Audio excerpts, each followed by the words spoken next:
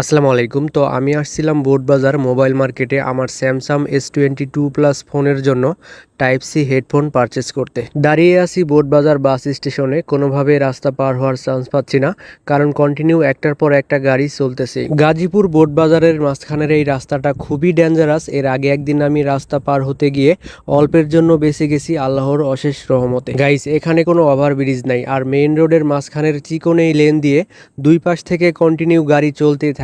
মানুষ পারাপারের জন্য খুবই রিস্কি একটা পয়েন্ট। এখানে ওভারব্রিজ না থাকায় বোটবাজারের মাঝখানের এই রাস্তাটা কতটা বিপজ্জনক যারা এখানে থাকেন শুধু তারাই বলতে পারবেন। তো গাইস, সবাই সাবধানে রাস্তা পার হবেন। একটু অবহেলা আর একটা দুর্ঘটনা সারা জীবনের কান্না। এনিওয়ে, তো আমি খুব সাবধানে রাস্তা পার হয়ে গেলাম। দেন এখন চলে যাচ্ছি মোবাইল মার্কেটে। এই মোবাইল মার্কেটে মোটামুটি সবকিছুই পাওয়া যায়, লাইক হেডফোন, চার্জার, মোবাইলের ব্যাটারি সহ আরও অনেক প্রোডাক্ট। এই জন্য আমি মাঝে মধ্যে আমার দরকারি প্রোডাক্টগুলো এখান থেকেই পারচেস করি। গাইস, টাইপ সি এই হেডফোনটার দাম কত হতে পারে কমেন্টে জানাতে পারো।